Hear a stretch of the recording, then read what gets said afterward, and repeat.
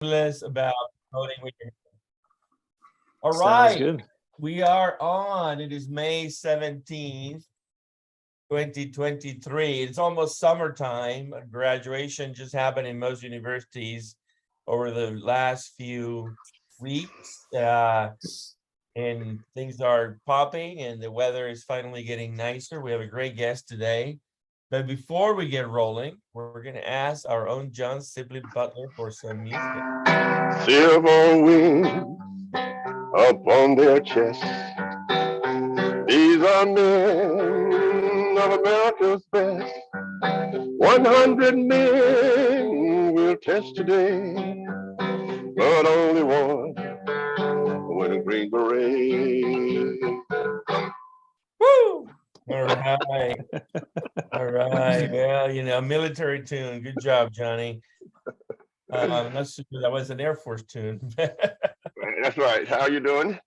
Good. How are you doing, Johnny? What's going on in the world? I'm doing just fine. I woke up this morning and doing a lot of work, and then I read my distinguished colleague Llewellyn's article on AI and how it might have a negative effect on the grill. I mean, not on the grill, on the grill, right?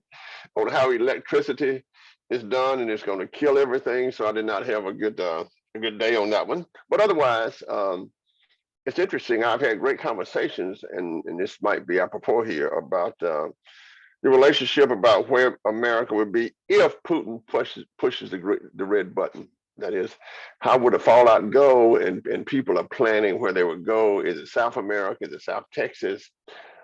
So the war came back in a different kind of way. Not what's happening in Europe, but the impact on America if Putin would hit the red button. Because the other thing is the economy is going along, just going along.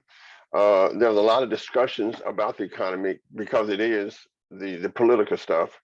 So all in all, I'm doing pretty good. Austin, it's been raining a lot in Austin, and lots of things to read about, and the world is just one mess. I'm thinking, Llewellyn, that it's not the chaos that's temporarily, it is the equilibrium that's temporarily. In other words, chaos. You may have a point there. But chaos is the major variable, and then we have some peace in mind. Llewellyn, how are you, sir? I'm fine, thank you very much, Andres. I'm here in New England. It's beautiful. Spring in New England is really quite exceptional. It's very lovely. Like Johnny, we're looking at this economy which refuses to die despite all the blows it takes. And of course, now my friends from Washington in great state of fear, and I fear that I am too, about what's going to happen with the budget, whether there will be a default or whether there'll be substantial concessions on both sides. I think there would have to be concessions on both sides. I think it's an appalling way to budget the country. I think we need to get back to what used to be called in the Congress regular order. So we have proper authorization, appropriation, etc. And I think we have to balance our need for revenue. We have to increase some taxes. We have to go back and look at the tax cuts under George W. Bush and the tax cuts, of course, under Trump. If those had not happened, we would not have the deficit spending crisis that we really are facing. We are spending way too much money, but the solution offered by the Republicans, I think, is not a solution. We've got a very negative report, anticipation of electric supply from the NERC. It looks like it'll be a very difficult summer. And there's a new factor in the utility world, and we generally talk about utilities here. So I plunged in on the subject, and that is suddenly they're going to start for a lot of their operations using artificial intelligence. I've been looking into it. I find it fascinating. And I'm going to do a program on the 30th of this month, one of these virtual media briefings that I do on the subject of the impact and uses of artificial intelligence in the computers, in the utility space. Yeah, interesting. Well, as I remind the audience that we focus on digital transformations in our program, and we talk a lot about smart cities, smart utilities, smart buildings, electrification of transportation, telecommunications, Internet of Things, AI, and the like.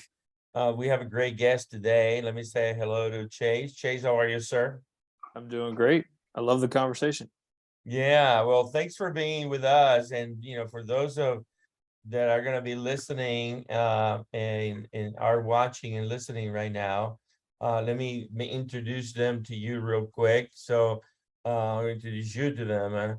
Lieutenant Colonel, Chief of Industry Development, and Chief Operating Officer, respectively, in the Air Force, AFWERX, and RapidX.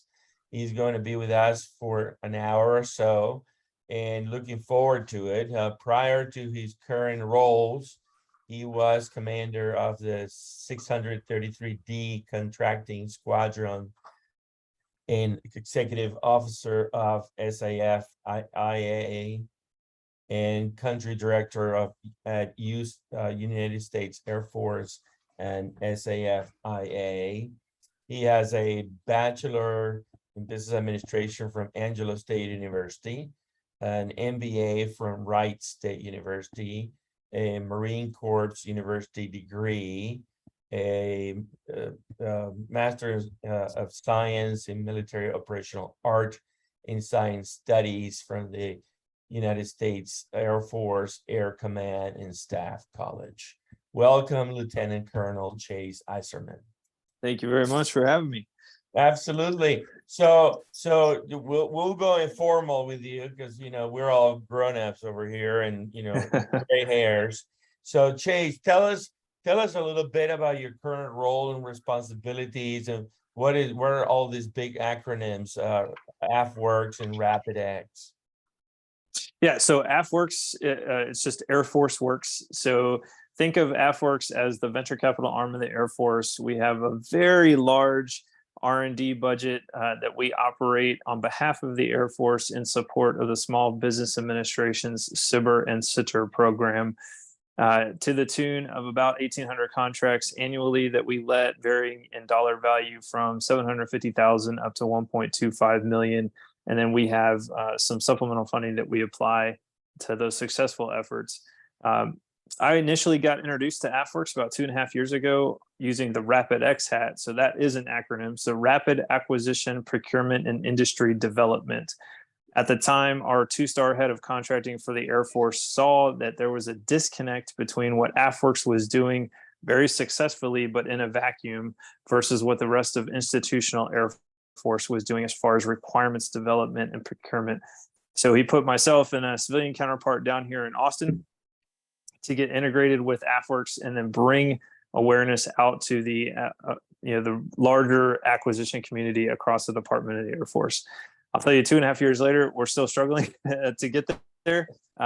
So you brought up a great anecdote talking about budgets. So man, if I could get on a 3 to 5 year FIDEP and a budget that was consistent over a period of time beyond 12 months, that would significantly help. But it's that kind of mindset and that cultural consistency that we have across specifically the federal government of this is how we do things, this is how we will continue to do things. And that's certainly something that we fight on a daily basis within the Air Force. And then as far as my duty title within AFWERX, Chief of Industry Development, that's really focused, just think of it as a consultant, right? So I'm a hired gun from AFWERX to be a shortstop for all things acquisition. So questions that come in from industry about how they get involved in AFWERX in our program, specifically with SBIR/SITR, or bigger questions writ large across the acquisition community, educate internal customers as well. So active duty, civilian, contractor, whomever, about how they find new and novel technology companies, how they acquire their technologies at the speed of mission need.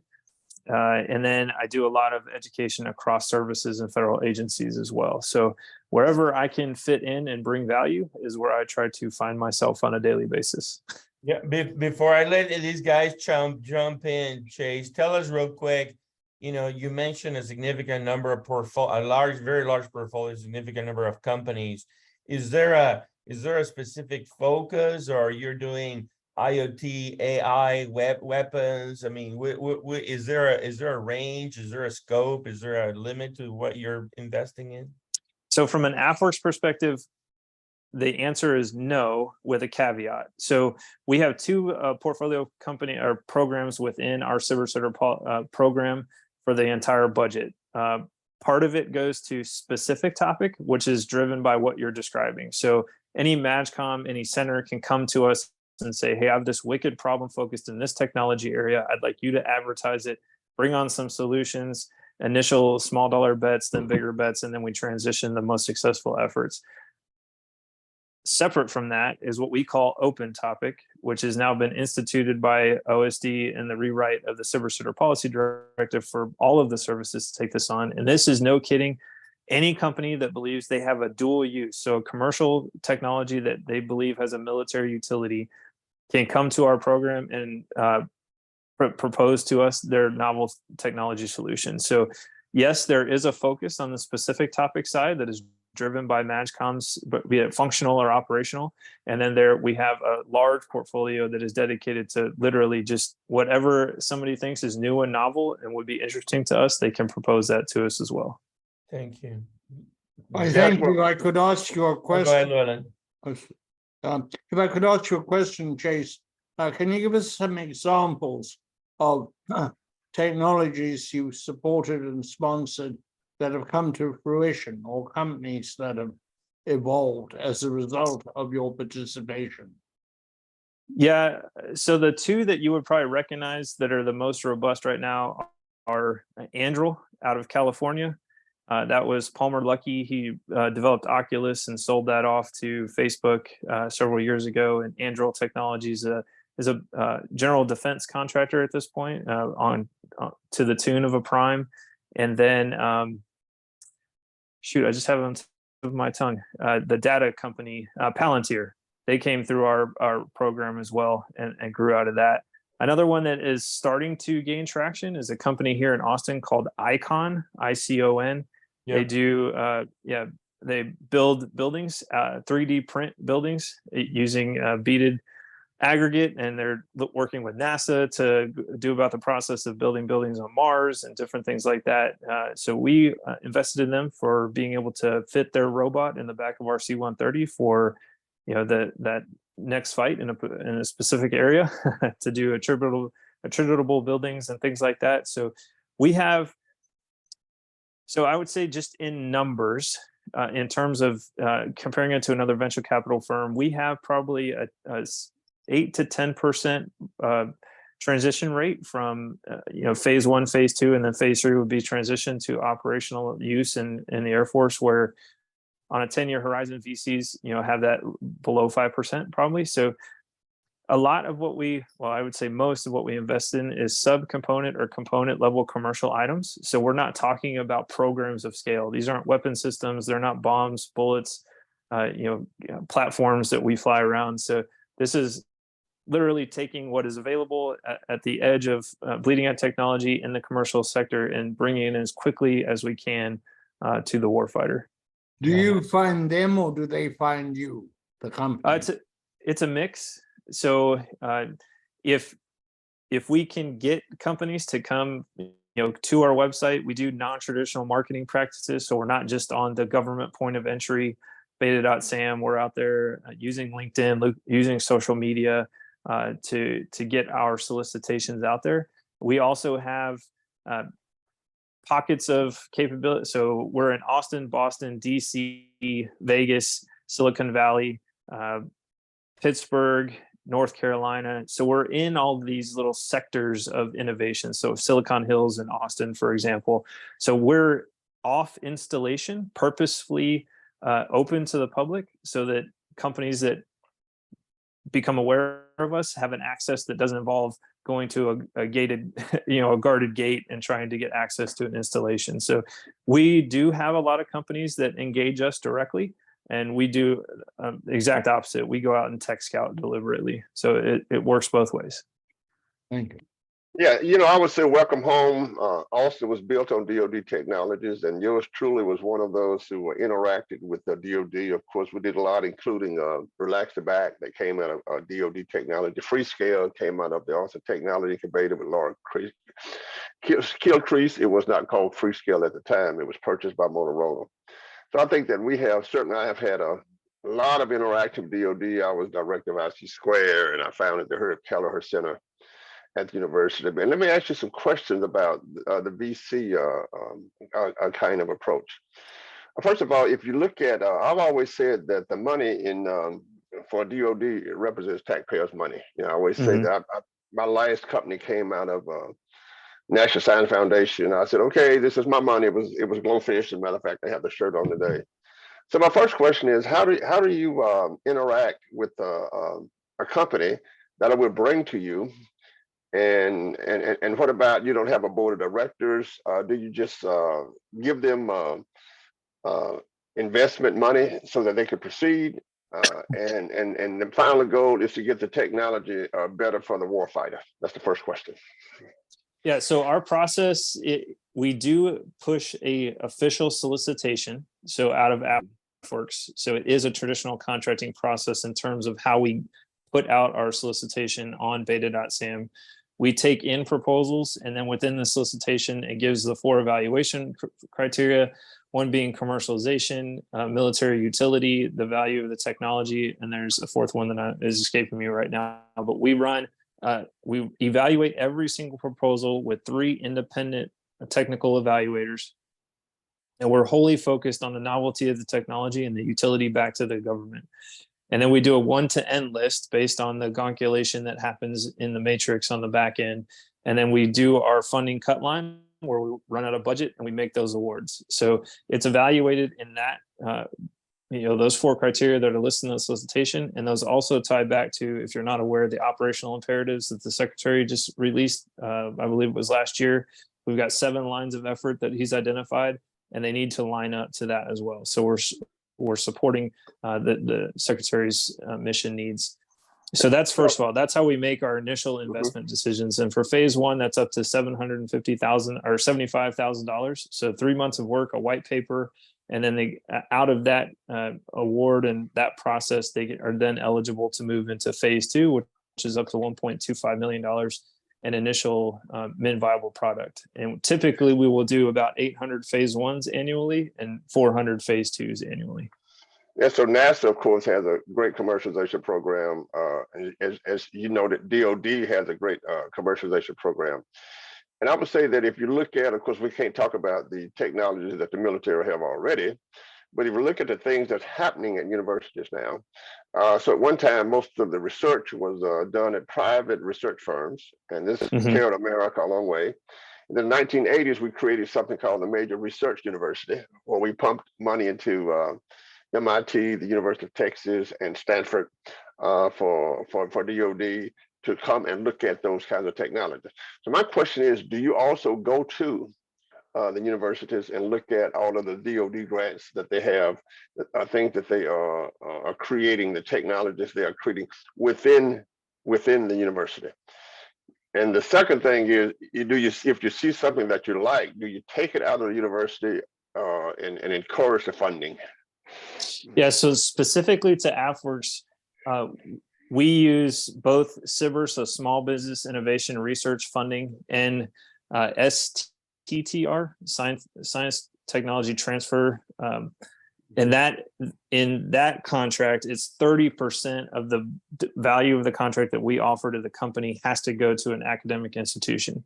So it's no kidding, a company aligning with an academic, a research institution to do fundamental research, and then presumably the company would either incorporate the IP that's generated out of that into the company, or the school would spin out a company that then the IP would follow that, which also follows our IP rights from the government perspective. So we don't do deliberate tech scouting into universities through the SBIR-SITR program. Now we have another arm of AFWERX that absolutely engages. That's why we're at Carnegie Mellon in Pittsburgh. We have an actual footprint there Out in Silicon Valley, we have people that are going to Stanford and different places. So we are connected in those environments. Certainly, Texas A&M with the Proving Grounds out there, we've got a relationship with them. Austin, of course, with UT. So we do have a cohort of folks that are examining what's going on in those spaces. From an putting my contracting officer hat back on, it's incredibly difficult for me to go do that kind of tech scouting because I'm requirements driven, right? So unless someone tells me what they need, I don't know what to go ask for. So there are people in AFWERX that are definitely doing that. And I know regionally, based on the base location, there are, the small business offices on the individual installations are making relationships with the local universities to get after that exact type of information. One other question. So I was working with a DoD group here. I work with a lot of DoD groups, by the way. And you're right, the funding might come through a DoD grant, right? And then it's up to the company themselves to raise money based on what they've done with DoD. So whether if I'm trying to do a new tank, the technology for new other kinds of things, small technologies, then what would happen, and I would bring a company to you, you would fund it. Then after that, then you give the technology to that company and they go forward because DoD does not maintain the IP itself, does it? The IP is granted, if you will, to the individual company. Is that right? Well, if a company comes through on SBIR or SITR with us, with AFWERX, we have dual use 20-year dual use purpose rights of the IP generated for 20 years. Right. So yes, the company themselves maintains ownership of the IP, but we have rights to the IP to either move that technology into another phase, transition into operational use, or work to get that company integrated with a prime or whatever the case may be. So we do have rights to the IP. It gets murky and muddy on what enforcement we actually have, depending on what IP lawyer you talk to. So great point. But yeah, we have rights there. It's just a matter of how aggressive we are to empower those rights. So Chase, real quick, tell me about Chase. Tell me real quick the companies that you're focused on, or what do you see from your point of view? Where is the trend, the bulk of the technology that you guys are invested in? Is it software? Is it hardware? Is it AI, control systems, drones, flying? Is there anything that stands out more than anything else? Not from an AFWERX perspective per se, because we're driven by the requirements and mission needs of those that are interested in. So to back up, so phase one, any company can come in and pitch whatever they want. For phase two, they have to get an MOU signed by a Department of the Air Force end user, and then a customer from anywhere else in the federal government, or it could be Air Force. So that's the no kidding sign to us to invest that next larger batch of money because someone is committed behind this in the Department of the Air Force. We go off the value of the technology and the commercial capability that it presents, not necessarily how it ties back directly to a portfolio per se. So what I can offer back to you is we're invested in everything you just described. 100%, we have at least a company in that sector that we have given a phase one, phase two, or beyond that in that sector. From the category, so we have Spark is a division of AFWERX, which is the innovation network for airmen and guardians. We have Ventures, which is me in the SBIR SITR program. And then we have Prime, which is really focused on building industries around capability that we may need in the future, but no one's investing in it today. So think electric vertical takeoff and lift, flying cars. It's not something that was robust a couple of years ago. We're highly invested in that now, and we're moving forward and bringing full operational capability of that technology to the left by a magnitude of years, as opposed to waiting another decade. We're doing that for autonomy now as well. I'm not a technologist. I don't know what that means. It's just a cool word. But autonomous movement on the battlefield and things like that is the next thing. And then SpaceWorks is also an umbrella under us. They have a prime initiative as well. It's low Earth orbit satellites for constellation concepts, as opposed to being dedicated to massive, exquisite satellites that if one is taken out, an entire capability is dissolved. And then space debris remediation is another one that they're getting after. So we have highly focused pockets within AFWERX and proper, but the entire Air Force, I mean, it runs the gamut from perimeter defense. Counter UAS is a constant one that we're working on. AI for sure, ML for sure, new energy technologies for sure, for movement and refueling in the battle space of the future. I mean, everything that you're describing, we are definitely invested in at some level. OSD R&E puts out their technology list every year that we align with as well. DIU has their portfolios that we are enveloped in. So the full gamut and spectrum of anything you could possibly imagine. If it's commercial and it has a military utility, we're interested. Yes, sir. I have a book on global issues and technology transfer with Dave Gibson, and one of the things that we looked at was the various countries and how they do technology transfer, especially to the military. And we know, for example, the Silicon Valley was founded upon DoD technology. As you look at the competitors, if you look at other countries such as China, or other kinds of countries, so we have a representative democracy here, right? And China has placed a market economy on top of a communist regime. I was a professor in China for two summers, and their technology does not take time. It takes a whole lot of time to get to market. Or competition. Yep. Yeah. In other words, they go right from let's do it to let's get it done. So you don't have to answer this question if you don't have to, I was in the military myself, being a military person. How do you see us in comparison on our defense technologies? There's rapidly becoming AI, there's rapidly becoming different. Do we need pilots anymore? With drones take over? How do you see us on the world front in terms of technology transfer and the amount of time and all the things that we have to go through as a republic? We are a republic versus China that sits on top of a communist regime. And I knew when I was there, if I wanted to do a company, I would have to go to the Communist Party first. And right. So right. How do you see the lag time, or how do you see that? Yes. So my previous boss, General Cameron Holt, I don't know if you've heard that name or seen him anywhere. He just retired from AQC. He's spent the last 5 years of his time in the service getting after this very problem. So when we think about DIME, right, in our verticals of war, he has been very clear and candid in public that we are in an economic fight for our life right now. And part of that goes directly to our ability to acquire at the speed of mission need and keep up. And his vision was to, for major weapon system acquisition in particular, is to open that up and make it open architecture by design, and to rethink and reimagine how we do our selection process, and demand that all contractors that propose to a major weapon system make a profit in the first year.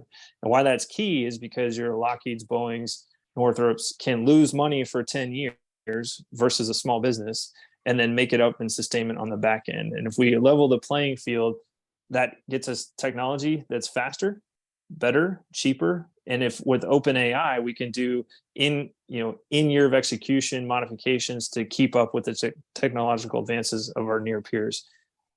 I'll tell you the other major issue, and I'm focusing on the acquisition piece because, again, not a technologist, not an operator, so the mission needs aren't my concern, but the PPBE process is impossible. We kind of just talked about it here a couple of minutes ago, never knowing what the budget's going to be, how it's going to change, when it's going to come through. If you're not familiar with this, in year of execution, if we want to move up to over $1.5 million within a program to get after a different mission set, we have to go all the way back to Congress for approval. So that's an inordinate amount of time that puts a damper on our ability to meet mission requirements at the speed of need. And then I'll just give you anecdotally, in Austin, I've sat down with primes and asked them, they ask me what we're interested, very similar to the question I just got, what we're interested in, what we want to invest in. And I turn to them and say, well, you're the technologist, you're the lead on this. What should we be expecting? Where do we need to pivot? Do we need to, dissolve a program to get after something that is more of a threat in the future? And of course, their response is, well, no, you tell us that, and then we make all the money off of it. So there's a huge ecosystem issue that we're up against that puts us way behind the power curve, to your point. And it's money, when we get it, how we get it. The fact that it has color against it puts us at a disadvantage. Being able to reprogram, being able to kill programs at the speed that we need so that we can reevaluate. I've been in operational conversations, and I have major concerns over what we're heavily invested in, those purple cows, those legacy programs, and what value they'll actually bring in the next fight. And the reason that we can't pivot off of them has absolutely nothing to do with military utility. Well, I'm going to ask a question, Lace, but I'm going to ask it to Llewellyn. I'm going to ask it through you.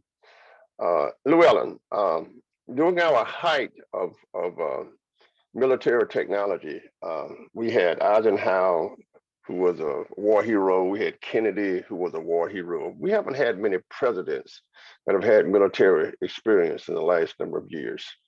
Although Eisenhower did warn against the military industrial complex in his comments to West Point.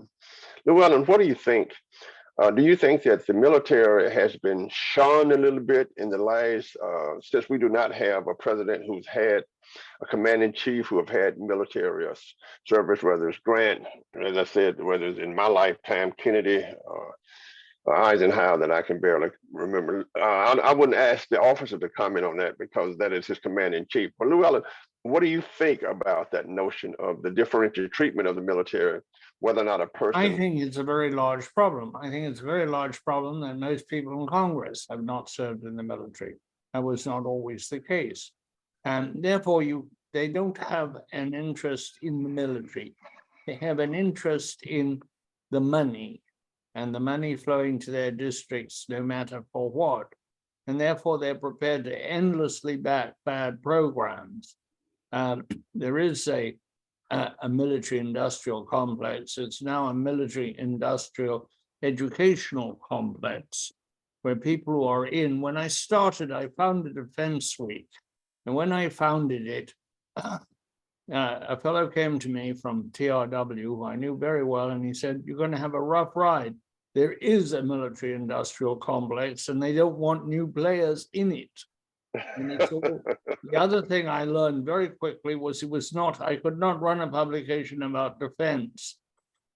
The only viable way to run it was a publication about defense contracting, which is quite different. I thought I would do something extraordinary, as I had done with energy. And I went to people like James Schlesinger, who was a friend of mine who knew about these things. And he said, well, if you can do it, but it's much harder to do it in the military than what you did with energy because of this system and all the systems. And the people who triumph commercially in dealing with the military are not the people who develop the best. They're the people who have the best entree to the system, who understand the system. And many small companies are very reluctant to deal with the government because it's a bit of a tar baby. Once you grab it or it grabs you, it goes on and on and on. And they don't want to be bothered with it. My own experience contracting with the Department of Energy for a remarkably small amount of money is that it wasn't worth the trouble. And so it's a very tough thing. I worked with the national labs and trying to write the CRADAs originally, the Cooperative Research and Development Agreement, and the horrendous problems of IP. They're not simple, and I suspect I don't know anything about military contracting, so I'm the wrong person. Chase has to answer that they're probably even worse in the military. I always said the simplest way to guarantee technology transfer was to take the government-employed people in national laboratories and fire the best ones. They would leave and start companies overnight, and technology would fly out of the labs. And the director of Sandia at the time, Al Nara, said, "You're absolutely right, but would you stop saying it?" All right, let's, let me get But we're back. about to we move have on to from live this with hysteria. Yeah, go ahead. We Let have to me live with get the back. world. Let me get back to Chase. I see that Chase is Yeah. on the move. Chase, are you dry? Can you hear us? Yeah, I got you loud and clear. Sorry, family calls, so I'm on the move, but I'm here with you. And No, I no, just want no. to add, We are multitasking like you are, so not a problem. I did have a question.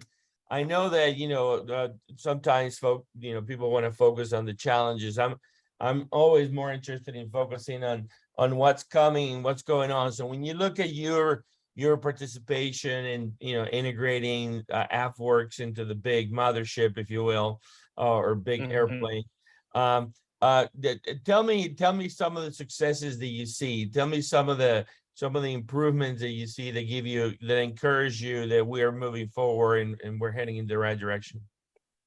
I'll tell you, one of the simplest ones that we've done over the last couple of years is really start to get connected and move away from this idea that within the Air Force, we're operating individual business units competing for assets, resources, funding, whatever the case may be. And we're, no kidding, one force that's moving in the same direction with the same outcomes desired. And most, if not all, of the individual business units, being MAGCOMs, wings, squadrons, whatever the case may be, have similar or identical problems. And instead of each individual commander or general having a fiefdom and fighting for resources to be prime, lead on a contract or something like that, we're really connecting the ecosystems across those stovepipes and starting to bring responses at scale that will meet strategic level imperatives. So that's been one of the, and foundational to that, of course, is AI, ML, software, technology, things that we are reluctant to invest in unless it's something that we own and control. But being AFWERX, we're driving a commercial solution that is quickly iterative and can be the best of breed consistently, as opposed to building a requirement around that. So that's one of the things I'm really encouraged about. One of the challenges there is those fiefdoms do still exist, and those 4-stars, they're still fighting for resources. So it all goes back to budgeting, right? So if we didn't have to compete internally for resources to be at the table banging, and demanding of Congress to support us, and having to fight amongst ourselves, not just the services, but within the service, for whose requirement is most important, that is one of the biggest challenges we face. But the sharing of information, the sharing of what's being successful at Tyndall Air Force Base versus Nellis Air Force Base, or over in PACOM or UCOM, whatever the case may be, that's a huge win in the last couple of years. Sure. Tell us real quick, some data to maybe understand. So I don't know if you have the numbers at the top of your head, but whatever numbers you have are better than anybody else's numbers. So how big is the Air Force, and then how big is AFWERX in terms of people, a number of people, and how big is the RapidX team? Because you're basically trying to transform again the big organization, and I'm trying to get a scale of how many people are we trying to change culturally speaking versus how many people are doing the job. Sure. So, man, Air Force off the top of my head, I would think it's still around 300,000 total end strength for active duty, just active duty. And then with the reserve and guard, you're probably looking upwards of 700,000 to 1 million. Within AFWERX, we are growing steadily, but we're only at about probably 120 full-time employees geographically distributed across the globe. And then on the RapidX side, I am the single RapidX person, and then I have a network of upwards of 250 individuals across multi-functions that share the concept of operations that I'm trying to build, and we're all working towards that. So just anecdotally, so talking specifically about contracting, we have about 8,400 contracting personnel in the Air Force right now across civilian, officer, and enlisted. Of that 8,400 folks, about 5% has ever dealt in research and development. And then of that 5%, about 5% has ever dealt with SIBR or sitters. So the 95% of our acquisition professionals in the Air Force have done traditional contracting, and that is it. So any deviation from that isn't Blue 52, straight up the middle, FAR Part 12, FAR Part 13, 15, basic everyday acquisition. As soon as something gets new and unusual, not criticizing anybody, but the blast shields go up and they try to fit it back into that traditional box. So that is the cultural issue that we're working against for sure, specifically on the acquisition and contracting side of things. Yeah. John Butler, what are your thoughts on those numbers? I mean, they have a massive job. I'm very encouraged about the success they're having. What a Tiger team to changing the whole system. What are your thoughts of the challenge and any tips for our Lieutenant Colonel here? Yes, well, I was always interested in the competition, the Air Force and the Army. I think that we should recollapse the Air Force and Army again. That's one of the things we should do, because I think the technology is there to do so. And let the lieutenant know that I did consider, not the lieutenant, the sir know that I did consider being Secretary of the Army at one time. But no, I think, look, there's always been competition with airplanes, competition with tanks, competition with different kind of war fighter units between the services. And it is real.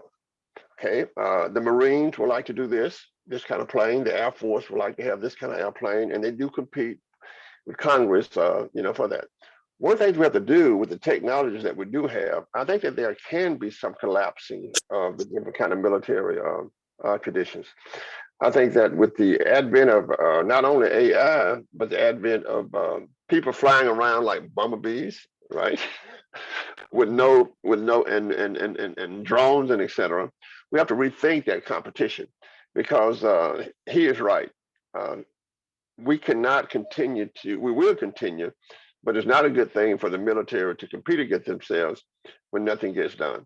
And so I think that's been a problem for years and years and years. And you can really see it when it comes to the Air Force and the Army over different kinds of airplanes that the country needs. So I would say, do it like any other enterprise. Let's collapse the Air Force back into the Army Corps. And I would like to know what the officers think about that idea. So I don't have an opinion. Yeah, I don't have an opinion on the collapsing of the service back into the Army. What I can tell you, and you nailed it, is in our response to Congress as a unified front, as a department, we have to be threat-based in our requests. So it can't be, and I'm sure you guys followed this several years ago when the Air Force's request was to dissolve the A-10, and Congress's response was, no, you can't. And it had no military utility. It had an economic utility, which, okay, that's fine. I mean, that has to be a part of the conversation, obviously. But if the Air Force as an entity in supporting a DoD initiative says we need to move off of platform X because it's costing us this amount of money, it's been overcome by our adversary, we need to invest here, and DoD needs to lead that conversation to be threat-based in our requirements requests and our budgetary requests to Congress. That is the only thing that will lead us to success in the future, because the folks that know that information are the ones that are then advocating for it. And then the release of the funds in a timely manner at the dollars of scale that matter is incredibly key too. So exactly to your point, the infighting is impossible. Demanding resources to support legacy systems that we probably know today are attritable in the next fight and won't get us an outcome that is okay to the American public is something that we really have to take a hard look at.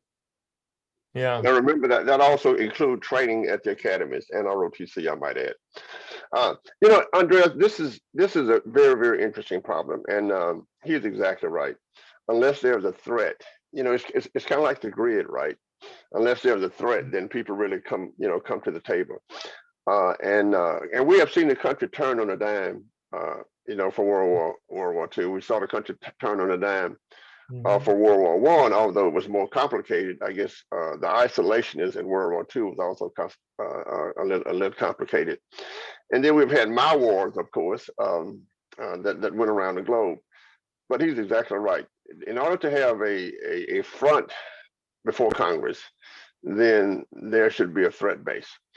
And what we are in America, though, is that we have kids who don't know anybody who's ever been in the military. I don't know if that's good or if that's bad. When we did the all volunteer force, I was involved with that with the Clinton with the administration when we switched from the draft to the all volunteer force before Bill Clinton.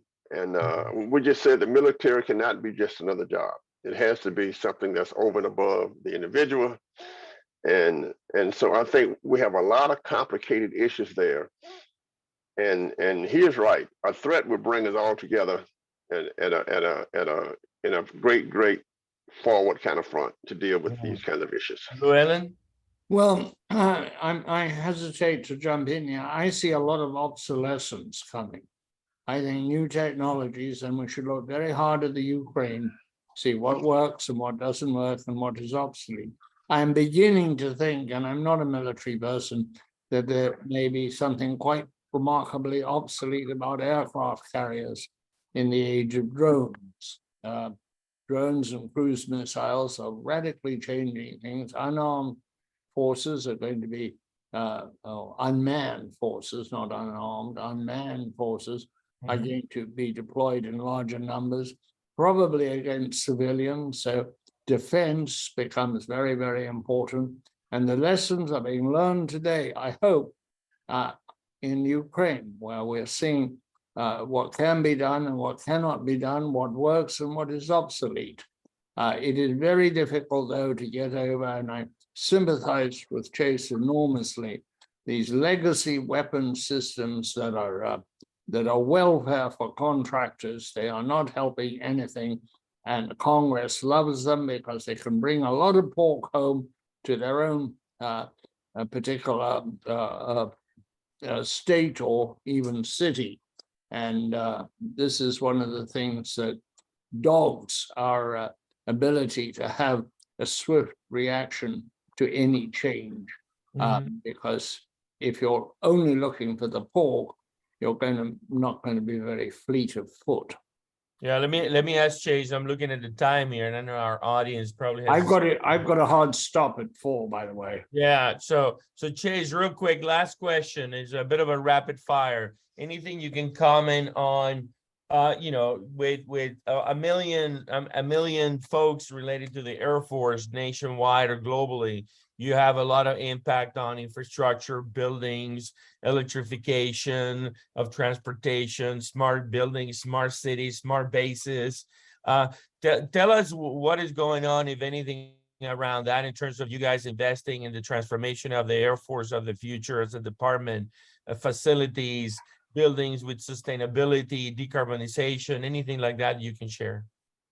Yes, we are highly interested in all of those areas. I would tell you that Air Force Installation Management Support Center down here in San Antonio and Air Force Civil Engineering Center are hyper vigilant in those areas, and they're being challenged on a daily basis by the Chief of Staff of the Air Force and others to get after those things. But we're right back to the same conversation.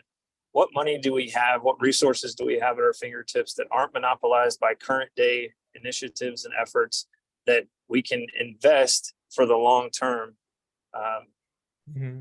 That's the challenge right now. But I was just in Austin earlier today, sitting down with the new innovation lead from AFIMSC, and we were in conversation with DIU, and we're talking about those very things. Base of the future, what energy looks like in the future, how we get energy to the battle space that isn't gasoline and JP8. Those conversations are happening. Base of the future, what does that look like? Tyndall is at the forefront of that. That's the testing ground for everything that's going on in terms of base of the future.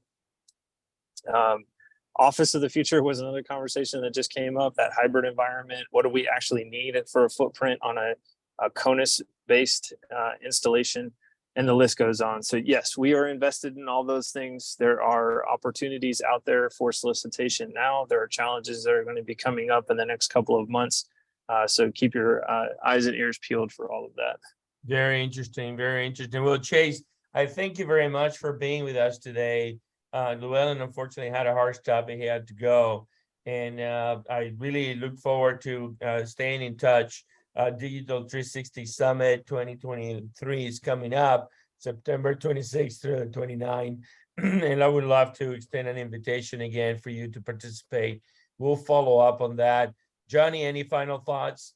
Yes, Chase, I would like to. I'll send you some emails. Maybe we can get together and talk about the whole technology transfer in the Air Force and DoD also. I think, as usual, going all the way back to the 1900s, then the technology is what has made the military great.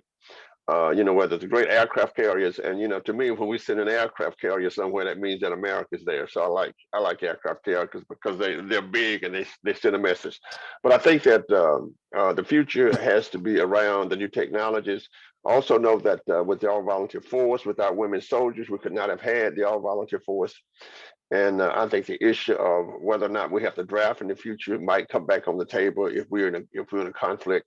So there are lots of things that people are looking at and should look at, especially with the way we recruit to the Air Force, the presence of ROTC on campuses, should that be increased, and those kind of things.